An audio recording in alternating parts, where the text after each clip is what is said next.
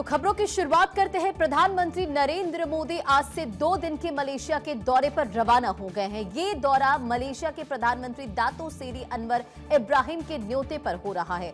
विदेश मंत्रालय के सचिव पी कुमरन ने बताया कि ये दौरा भारत के आसियान देशों के साथ रिश्तों को और मजबूत करने और मलेशिया के साथ सहयोग बढ़ाने के लिए काफी ज्यादा महत्वपूर्ण है।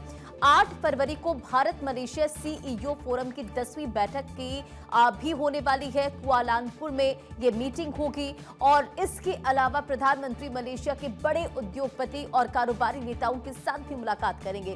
प्रधानमंत्री मोदी और मलेशिया के पीएम अनवर इब्राहिम द्विपक्षीय बातचीत करेंगे और इस दौरान दोनों देश ये देखेंगे कि भारत और मलेशिया के बीच बनी कॉम्प्रिहेंसिव स्ट्रैटेजिक पार्टनरशिप में अब तक कितना डेवलपमेंट हुआ है और आगे क्या कुछ हो सकता है। इसे लेकर भी आपको हम अपडेट देंगे।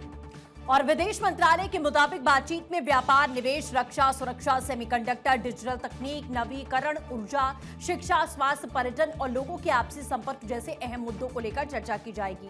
दोनों देश रेलवे जैसे इंफ्रास्ट्रक्चर प्रोजेक्ट्स, नवीकरणीय ऊर्जा और दूसरे सहयोग के क्षेत्रों पर भी काम करने का विचार कर रहे हैं। इसके साथ ही छात्रों के लिए स्कॉलरशिप की संख्या बढ़ाने और मलेशिया के Thiruvalluvar centre for Indian studies खोलने पर विचार हो रहा है। इस दौरे के दौरान प्रधानमंत्री मोदी मलेशिया में रहने वाले भारतीय समुदाय से भी मुलाकात करेंगे, उन्हें संबोधित करेंगे। मलेशिया में लगभग 29 लाख भारतीय मूल के लोग निवास करते हैं, जो दुनिया में तीसरा सबसे बड़ा भारतीय प्रवासी समुदाय है। वहीं आपको बता दें, प्रधानमंत्री मोदी की मलेशिया यात्रा गेम चेंजर साबित हो सकती है और क्यों, ये भी आप जान लीजिए। मलेशिया में रेयर अर्थ एलिमेंट्स मिल सकेंगे, सेमीकंडक्टर पार्ट्स आसानी के साथ में मैन्युफैक्चरिंग और स्पीड इससे हमारी बढ़ेगी। चीन पर निर्भरता कम से कम 20 से 30% तक घटेगी। वहीं REE से लेकर ईवी, बैटरी और मोटर सस्ते हो पाएंगे। मलेशिया 2030 तक ईवी प्रोडक्शन 15% बढ़ाना चाहता है। मलेशिया के लक्ष्य में भारत मदद कर सकता है और भारत मलेशिया जॉइंट वेंचर से $3 अरब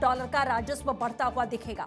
देश में 24,800 नौकरियां पैदा होंगी। सेमीकंडक्टर मार्केट 2026 में $64 अरब हो जाएगा और सेमीकंडक्टर मार्केट की बात करें तो 2030 तक $110 अरब तक पहुंच सकता है।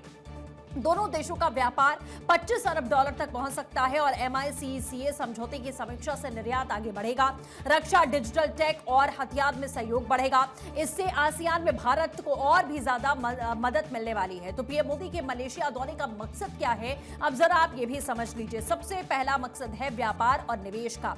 द्विपक्षीय व्यापार बढ़ाने पर बातचीत होगी। भारतीय कंपनियों के लिए आसियान में अवसर, निवेश, मैन्युफैक्चरिंग और सप्लाई चेन पर जोर दिया जाएगा। रक्षा और समुद्री सुरक्षा अहम मुद्दा होने वाला है। क्षेत्रीय सुरक्षा में साझेदारी बढ़ेगी। मलक्का स्ट्रेट की समुद्री सुरक्षा और आतंकवाद और समुद्री अपराध की साझा रणनीति बनाई जाएगी।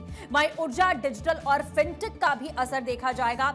रिन्यूएबल एनर्जी में सहयोग मिलेगा। डिजिटल और फिनटेक में साझेदारी होगी। स्टार्टअप और नई तकनीक पर फोकस किया जाएगा।